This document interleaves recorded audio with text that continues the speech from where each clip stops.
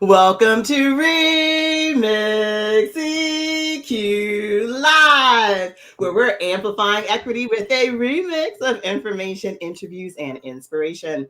I'm your host, Dr. Erica Tate, and today I am broadcasting live from Savannah, Georgia, where I live.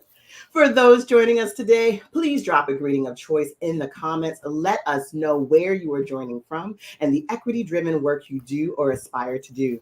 And remember, Remix EQ Live is an experience that's meant to be shared. So I encourage you to hit the share button, invite buttons, and bring along your people, your network, your family, your friends, your peeps to join our Remix EQ Live community today. And I know you can tell it's going to be filled with joy. This season, we are broadcasting live on LinkedIn and YouTube. We can now connect more broadly, growing our reach and building our learning community.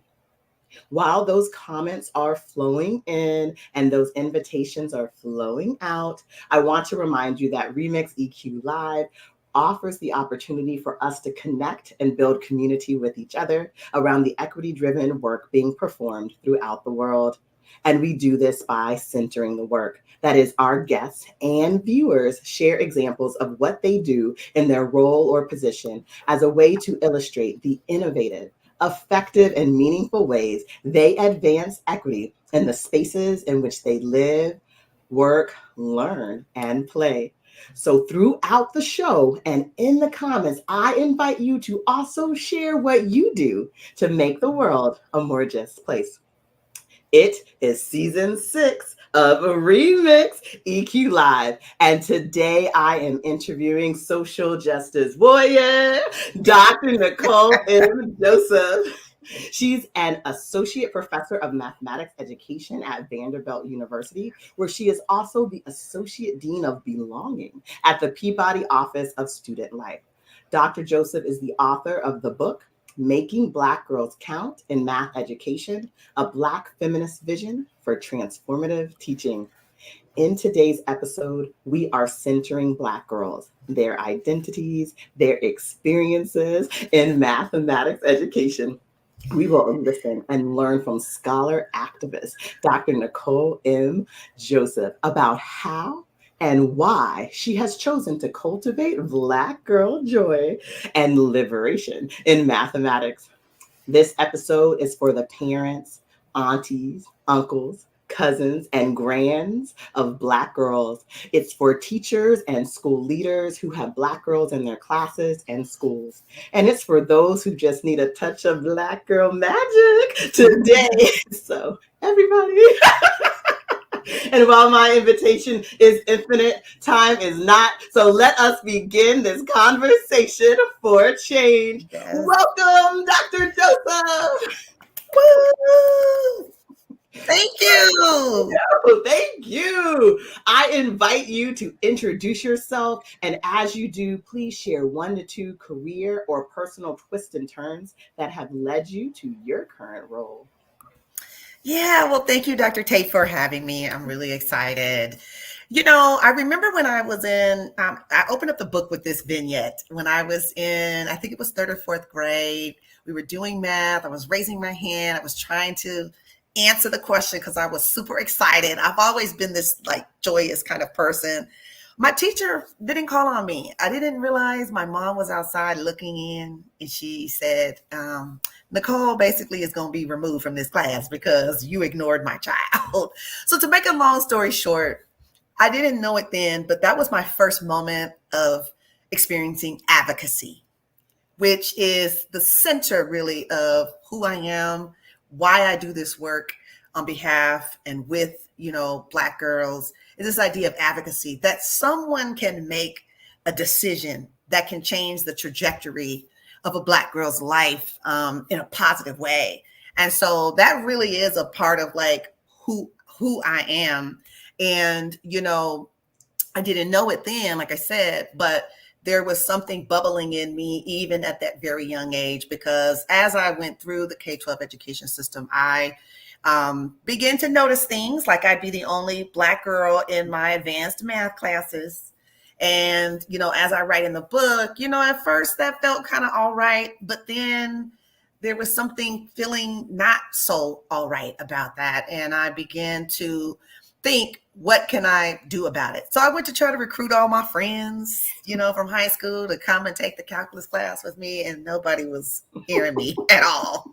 But then, becoming later a math teacher, much later a math teacher, and then becoming an instructional math coach to basically work with math teachers to help them think about how they are teaching and how to teach with equity-minded orientations. And this was back in like 2006, like very early. And I feel like I was talking about these issues of equity during that time, really before it was super popular like it is today. So that's who I am. And that's an example of a twist, that has contributed to me being this researcher right now as a, professor at Vanderbilt. Oh, thank you. I love to hear that you got it from your mama, your advocacy. Yes. Yes, and that you continued it throughout. And we always love to hear on the show different twists and turns because it normalizes changes. But I think I'm always very partial to the educator's journey because it shows how many different ways you can make an impact on education. So thank you. We have some comments. Hello, Brianna Matchett. Happy Friday, Remix Happy fam. Friday. Welcome, Dr. Nicole Joseph. I'm excited to learn more from you today. Yay! Thank you. Mrs. Lillian Grant Baptiste, who was a guest on our last show. Yes, hello. She is driving, but she is listening. Okay. I love safety first. Yes. That's so wonderful. Oh, it's great. And please share and let us know that you're here. We love to say hello, say good morning. For those who are just joining us, this is Remix EQ Live, where we're amplifying equity through a remix of information, interviews, and inspiration. And now that you've had the chance to meet or reconnect with Dr. Nicole M. Joseph, I know you're inviting others to tune in. And of course, I invite you to interact with us. So post comments to say hello, ask questions, share examples or learnings that you are getting from this interview. You are part of our Remix EQ Live experience. Now, we center the work. This is an opportunity for us to learn from Dr. Joseph about how she makes the world a more just place. Specifically, how she applies critical perspectives to understand and uplift Black girls as they learn mathematics in and out of school. As I mentioned at the start of the show, Dr. Joseph wears many hats. In addition to her serving as Dean of Belonging at the Peabody Office of Student Life at Vanderbilt University, she is also an Associate Professor of Mathematics Education, which is the role we'll focus in on today. Dr. Joseph, as an Associate Professor of Mathematics Education, how do you cultivate Black girl joy and liberation in mathematics? Yeah, thank you. That's a really good question. The book Making Black Girls Count is really trying to give the world an insight into the experiences that Black girls face, I think, in schools as well as in society, which are oftentimes negative. So I wanted to push back on some of that, but part of the pushback is helping people to understand, why are we unique? Why are they unique? What is so different, about them? And so, one of the really big, I think, things that they face are stereotypes. And so in addition to probably the ones that people know about, like being loud and fast and those types of things, another stereotype is that they are not intellectual. And not like seen as scholarly in particularly mathematics and science. And there's several studies where we have seen this by teachers, having low expectations. We've seen this with counselors, basically not recommending them for advanced math classes.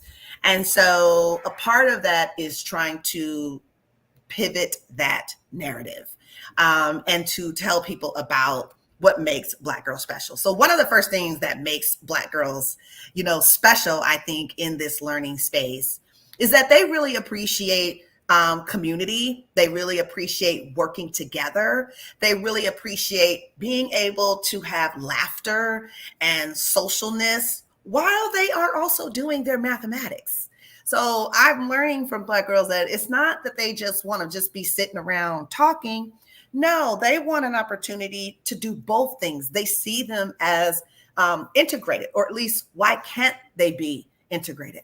Why can't I be singing a song while I'm trying to figure out the line of best fit, right, in my algebra class, for example? And so those are some of the things that I think can bring joy, and those are some of the things that I think that makes Black girls special. So you have to help teachers understand what changes about the room, the instruction when a Black girl shows up. Now, I'm not speaking for every single Black girl, because we know that there is no one monolithic experience for Black girls. But we have learned a lot, particularly from Black girls that are that attend like urban schools, so the schools in our major cities, the public schools that are in our major cities, that those are some of the experiences. And so, to cultivate joy and to cultivate liberation, we've got to work with everybody. We have to work with those math teachers to help them understand that instruction should be relevant. Instruction should also be fun. And instruction should be an opportunity for Black girls to be able to communicate and to, like I said, engage in those social pieces. You also have to work with Black girls themselves, because many of them have internalized these deficit and negative messages, whether those messages have been implicit or whether those messages have been explicit. They come to know, this is why I study math identity. We come to know like who we are as a math learner through two things: what we think of ourselves, but also what other people think about us, right? So, I'm trying to, support Black girls to reject those things, because you are brilliant. You can do this math. And who you are as a whole human being is welcome in this space. And sometimes you just have to arrive and come, and what they say, bring your own chair, bring your own table. And, trying to help young people understand that, young Black girls understand that, can be challenging. But those are some of the things. And then, of course, you have to work with parents, and then you have to work with, administrators and things like that. But, at the end of the day, I'm going to preach this until, Jesus calls me home, basically. That we should be able to learn mathematics and have fun in doing that work. That it should not be this, isolated, boring experience that's not connected to who we are, not connected to our lives, our communities. And we need to also value informal math knowledge in our formal classroom settings. So the ways in which Black girls are using mathematics outside of school, should also be a part of like how they learn. So those are some examples. That's great. Could you give us some examples of informal math knowledge, like how Black girls may use math knowledge? They're planning, they're planning their birthday party, for example. And so just like unpacking the level of decisions, the level of logic, I'm not talking about like, arithmetic where you have to like add and all that kind of stuff. I'm just talking about like, what does it take to actually pull something like that together, right? If you are feeding people, you have to think about, how much food do you need to bring? If you're giving out party favors, gift bags, what does that look like? But also trying to figure out, what was I going to say? Oh, I just lost my train of thought. But those are some examples, I think, of, informal knowledge that they may use. Same with like baking or cooking, whatever that looks like in their homes. But the fact is that we don't value that. When I say we, I'm talking about schools, formal schools, math classrooms, those are not we don't value that type of informal knowledge. Huh. Oh, thank you. I appreciate you like helping us understand what Black joy in mathematics looks and sounds like in the classrooms or in their home. I think like when you have these pictures or these examples that you can bring up or visualize, then if you are a teacher or a parent who's interested or interested in making these changes in your classroom or in other spaces, then we can move forward toward that. So in your work, you apply an intersectional analysis. So on the show, we often talk with guests who have a critical perspective that they apply in their work. It's a way for us to build our understanding and knowledge about how we may see the world and plan our actions toward changing it. So could you share with us like what it means to apply an intersectional analysis? Like what is intersectionality? What are you highlighting in girls' identities when you apply it? Yeah. So intersectionality is a term that was coined by Kimberly Crenshaw, but intersectional thinking is very old. Basically, intersectionality is a way to understand how people's identities, and usually we're talking about race, gender, class, religion, whatever those things are, like how do those things come together and like interact with systems. And so, that system could be anything from, education, criminal justice system, healthcare system, like any type of system that we have. What does that look like specifically for Black girls, African American people largely? And so what it does is it allows you to call out like oppressive structures that Black girls experience, right? And what's problematic about that. And so it moves the blame, if you will, away from Black girls and sheds light on these structures. So, for example, in order to get into an advanced math class, one of the things that you have to have is a teacher recommendation, right? And there's a particular study that is pretty powerful where the author interviewed and surveyed like 300 Black girls, asking them about mathematics, their learning, and a very large percentage of them saw that math was important, all of these different things, but they felt like they could not do math in a way where they would be viewed as like a good math student. In addition, the scholar did an analysis of like teacher recommendations, like what did the teacher actually look for in order to make a recommendation. And so it was a very low percentage of Black girls that got recommended. And part of it was based on like behavior. Part of it was based on behavior. And one of the things that the girls in that study did was they asked a lot of questions to clarify different math concepts. Well, the teacher interpreted that as they're not ready for the next advanced math class. Well, I don't know about you, but asking lots of questions is a powerful thing. It's a very good thing, especially in a class like mathematics. But because there's so much subjectivity and that teacher gets to make that type of decision, and on top of that, this was not a part of the study, but if the teacher has tension with a Black girl for whatever reasons, then those things play into her recommending the teacher recommending a Black girl for an advanced class. I have all of the statistics. Black girls are not enrolled in, and I got national statistics. They're not enrolled in anything really beyond algebra. They're in those classes, but very low when you compare it to white girls or Asian, Chinese kids, white males, those types of things. And so they're not getting access to those advanced classes. The last thing that I'll say is, because I have a personal like experience with this, is when I was in 8th grade at Washington Middle School in Seattle, I had to take the advanced test to get into algebra in the 8th grade. Well, guess what? I flunked that test.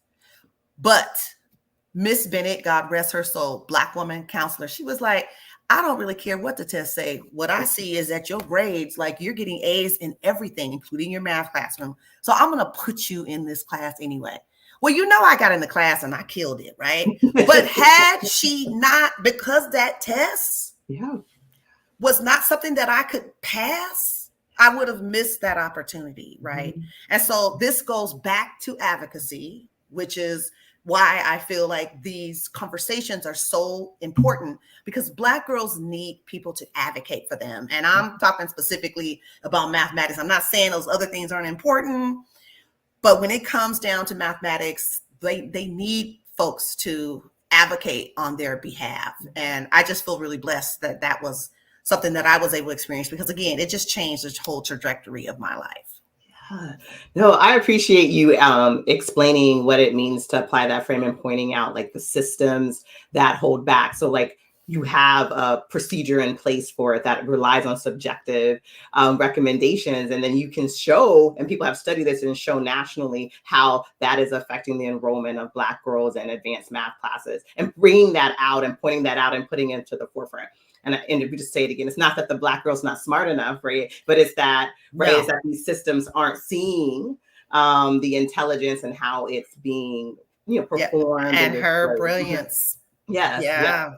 Gifted education is something ridiculous. Like, I don't know, 85, 90% white, So, right. Our kids largely are not getting into those spaces. And Black girls are not getting into those courses. Oh, I'm thankful for the work in your advocacy. I'm going to look at this comment. I'm going to take a comment from Deborah Tate, who is my mama, who raised a Black girl.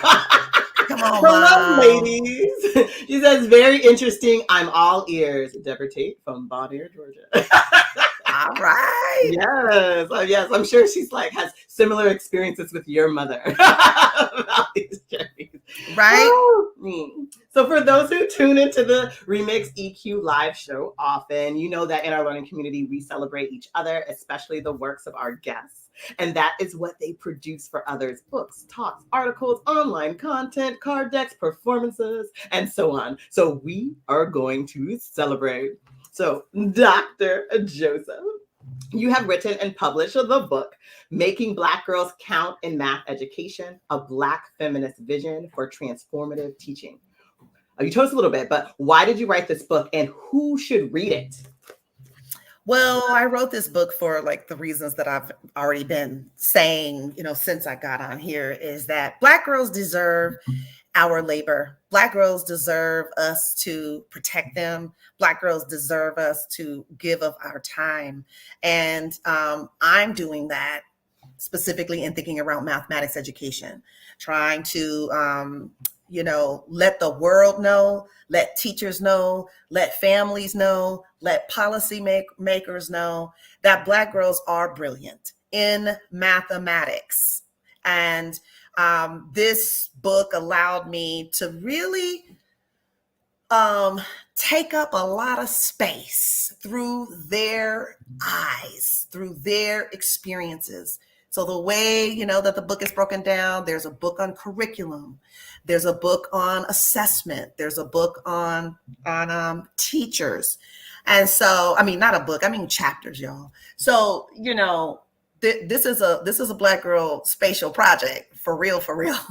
And I wanted to gift the world with this text to really give a different type of narrative about who Black girls are in mathematics, what they need, what they want, lots of examples in there about what they're saying that they want. They want rigor. They need more math, not less, and so those are some of the reasons why, I wrote that book. And as far as who should read it, I tried my best to make it accessible really to anyone, so It could be a curriculum developer at Pearson, for example, or any other major publisher that wants to think about how to integrate some of these ideas in the curriculum. It could be the Black girl and her family, math teachers for sure. But even someone who is thinking about starting a summer program that is focused on math, that's going to really look at girls of color or maybe Black girls specifically. This is a text that I think can help those folks support the development of their curriculum, interactions with Black girls, and just understanding Black girlhood a little bit better. Yes. Well, I read the book and I enjoyed it. And my favorite chapter was chapter 4, which would be no surprise after people read it. But I just really appreciated how you amplify the voices of Black girls. So as you were saying, you asked them, or you set the stage for them to share what it is that they wanted in their mathematics learning journey. But then also you found Black women mathematics educators and their dissertations and shared the data and the dialogue from there. And I was just like, look at this amplification on amplification that's going on in this chapter, that really allows us to hear the voice of Black girls and not just what they need, but what they want. In their school learning, which I thought was very powerful. So thank you for that. Because no one ever asks our girls what they want. Right. They don't get that privilege. And I'm talking about when I train teachers, because I've trained teachers and do professional developments and all that kind of stuff here in Nashville and different places. They're surprised when I say, just ask your Black girls in your classrooms, what brings you joy? When was the last time you enjoyed math? What were you doing? What did it feel like? Were you, give them space to help you help them. I always say, bring people into the problem-solving process, especially students, right? Bring them into the problem-solving process. Show them respect and ask them what they need and what they want. And that will give you clues into how you should be developing your curriculum, into how you should be, preparing different learning activities, so that you are helping Black girls to be able to shine in that space. Because the way we do it now, they're already at the low end of the math achievement hierarchy, right? But they're also thought about as not being intelligent in these spaces. So how can educators push back, disrupt that negative narrative about Black girls? And that's the work that, that people need to do. Yeah. And I don't know if you want me to keep going, but the chapter that talks about my recommendation is that Black women in STEM should be leading this movement. So I'll stop there. Yeah, you might have to keep going. I'll come back to that because I think that's so important. I just want to remind people to purchase Dr. Nicole M. Joseph's book, Making Black Girls Count in Math Education, a Black Feminist Vision for Transformative Teaching. Amplify her works as she amplifies the voices of Black girls. And of course, if you are a district leader or school leader, purchase this for your faculty. Inspire collaborative professional development around it. And if you are a parent, if you are a family member of a Black girl, consider gifting this to the teacher. There's many ways to, as you say, counter and disrupt the narrative, but they need to hear the voices and see the strategies and the backed research so that they can make better decisions in their classrooms and schools. So this is a resource. Share it.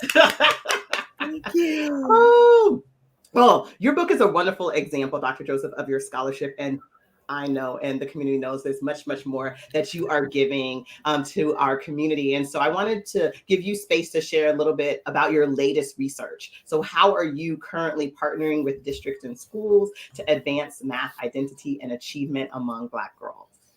Yes, so I was blessed to get a $350,000 grant from some funders to basically develop my own measure of math identity. And anybody that knows anything about psychometrics or anything about developing a measure, an assessment, it is very difficult work.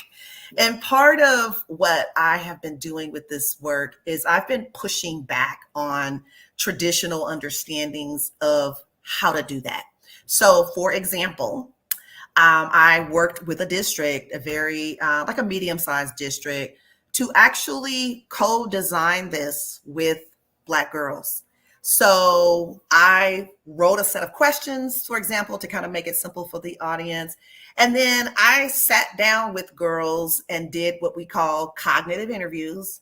But basically, it was a think aloud for each and every question so that the girls could help me to understand, does that make sense for them?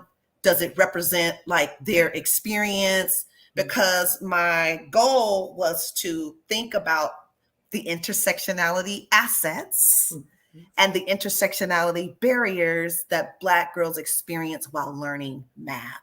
And so in the most simplest way, that is what that measure does. It measures Black girls' math identities, which is basically how they see themselves as a math learner. And it allows for them to be able to also get like a score, or I guess you can call it a score of what are the assets that they bring, and then what are the barriers that they are facing. And those barriers are oftentimes structural. So it can be like full-blown discrimination, stereotypes, the way that we designed it. So that is like my most recent project. I have finished that. I was able to validate it with over 700 Black children. Yeah.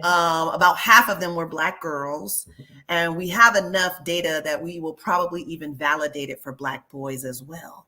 But that is the most recent project. And that project was embedded in working with Black girls in a school district, because we worked together to basically design, that measure. And that's not what traditional psychometrics would say you need to do. But I'm working on publishing these papers, and I plan on taking the educational measurement field like full force, because measures that they have, it just brings about deficit. It just brings about, negativity. And I'm like, no longer will we be using those measures. And so it is my goal, Dr. Tate, to one day have this measure be used by multiple districts. Yes.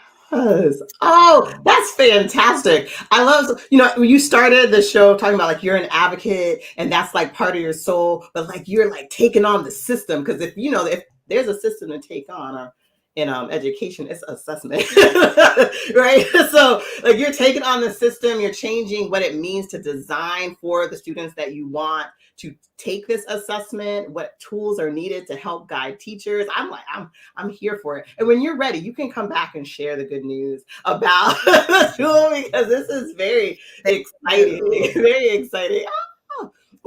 Lillian Grant Baptiste said, this is so rich. Growing up, I was so intimidated by math because I was socialized to be. We must do better. Dr. Joseph, thank you for your amazing work in this space. I can't wait to read your book. Thank you so much. Yeah, and this is the other thing. Grown, women, Black women, they are oftentimes touched. I can't even tell you how many times when I've done talks or presentations at AERA conferences, weeping, Black women, grown adults weeping, because they go back to what Lillian just did, to think about what could have been specifically in mathematics, but because of those experiences and not knowing, not having resources, just not really having the understanding that teachers didn't really just know who they are. It resonates, with people. Yeah, it does. It reminds me of in your chapter, one of the chapters in your book, you posed this question for us to explore that I wrote down because I really thought it was a way for us to begin to think about the work is, It is using Black girls' mathematics experience as a starting point. How might we develop and use creative and humanizing pedagogies to realize their genius, their excellence, brilliance, and make it impossible for them to to fail? fail. Yes. And I just thought, starting from the point is, how can we create situations where it's impossible for you to fail, but still, be challenged and pushed? I thought, I don't know, I was just like, yes. And that's what you think. If you think back, if I'm going to use Lillian because she said it, but like if Lillian, the teacher started with, I'm going to make it impossible for her to fail in math or anything, then it would have been a different experience in relationship. But it's also like in the mind, the thinking, like I'm going to make it impossible for this young Black girl named Lillian to even think that she can't do it. And so, you have to be a smart and savvy instructor. You have to make sure that, Black girls are able to access math content and feel confident, right? And reminding them that they can do this. And then you continue to scaffold on things that might be a little bit more challenging. And then reminding them, now, wait a minute now, 2 weeks ago, let me bring out your paper in your portfolio. Go get your portfolio and bring out that quiz that you took. Let me remind you that you are smart enough, to do this, right? But those are the types of things that we have to do, because so many of really, a lot of African-American people, but, Black girls have been given this message that you don't belong here. Nobody is saying to them, you don't belong here, but they are implicitly saying, and I mean like, K-12, that kind of thing. I mean, they might say it in high school. I don't know. But, like you're not really going to tell a 6-year-old, you don't belong in math. You don't, you're not able to do this in like a negative way. I'm saying it's like, it's implicit, it's, normalized. And people think that when you say something like, oh, you know what, you might need to get some more preparation. This class might be too challenging for you. Like, that's saying you just giving up on me like that. But that's what we do. And these teachers think that they're helping. But when that lands in the ears of someone who has been told for years and years and years that, you're not smart in this particular area, you just feel defeated, And I talk about psychological violence in mathematics, like the way these teachers teach and come at, how they do it. It's just violence. This is another reason why I'm saying like we need to humanize the experience of learning mathematics and teaching mathematics. It really is a family affair up here. Invaluable information and an eye-opening experience for all. Yes, Thank you. You are shedding light. Which is your goal. I am so trying. You are doing it. You are doing it. Well, on our show, as the Remix EQ community knows, each episode, our guests drop knowledge and inspiration to make the world a more just place. And Dr. Nicole and Joseph, you've done just that in showing us what it means to be a scholar activist and advocate for Black girls and to inform and inspire change in schools and communities in support of Black girls as mathematicians. So I'd love to give space for you to just drop one last piece of inspiration upon us with Black Girl Magic. Let it drip. Drip it on us.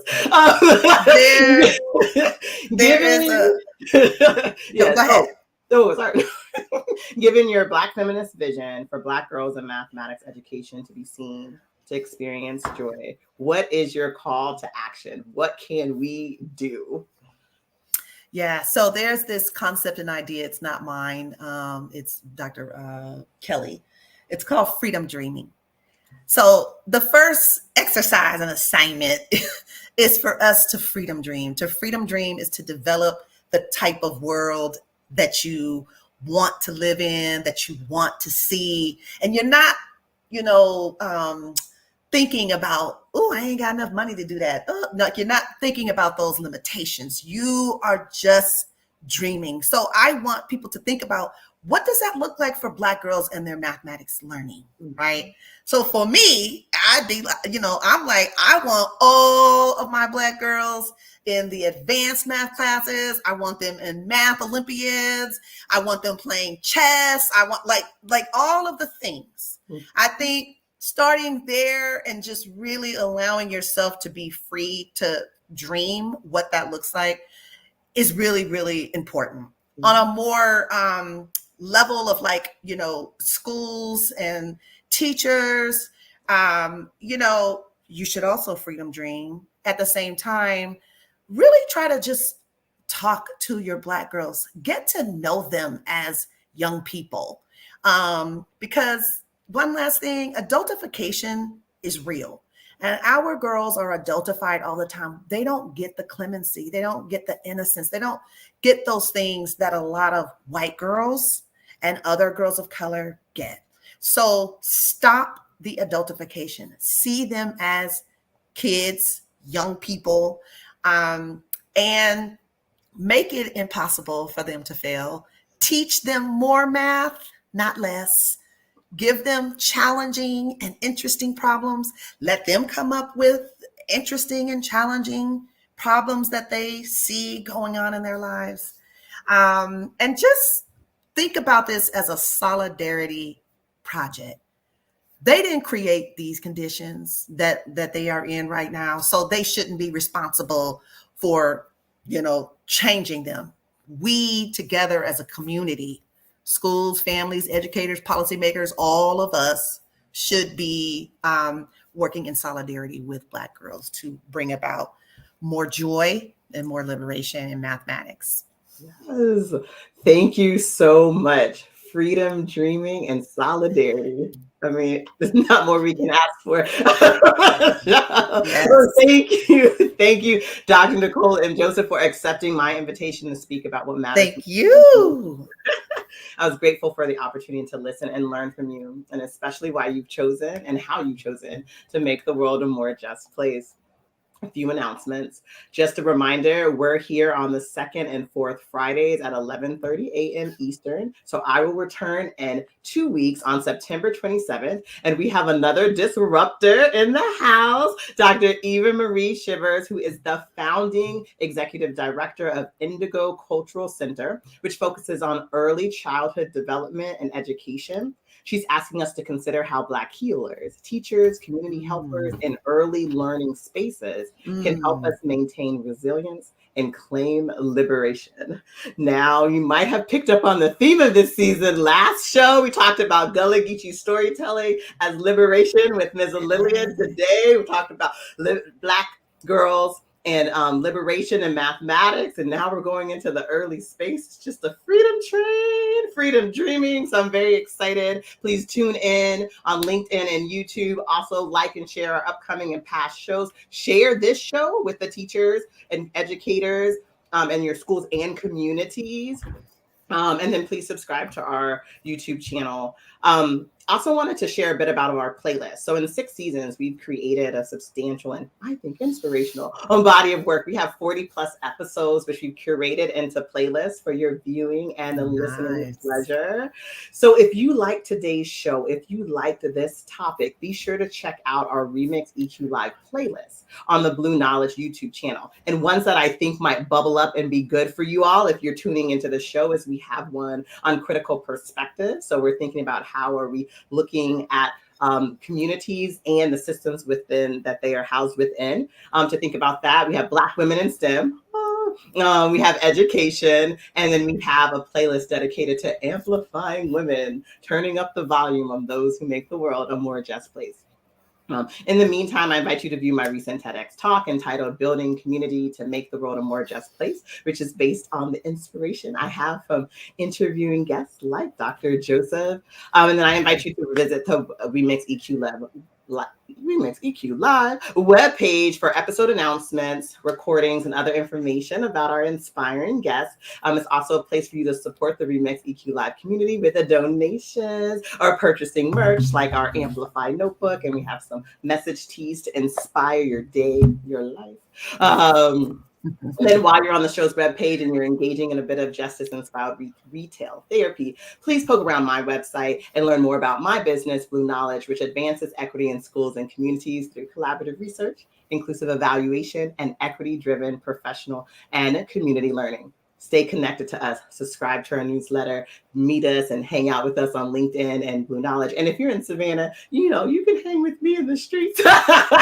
It's always great to meet other social justice warriors. So thank you, Remix EQ community, for your engagement, your encouragement, your rally, which is how we recognize, appreciate, learn, love, and take care of you as you work to make the world a more just place. I'm your host, Dr. Erica Tate, and this is Remix EQ Live. See you next time.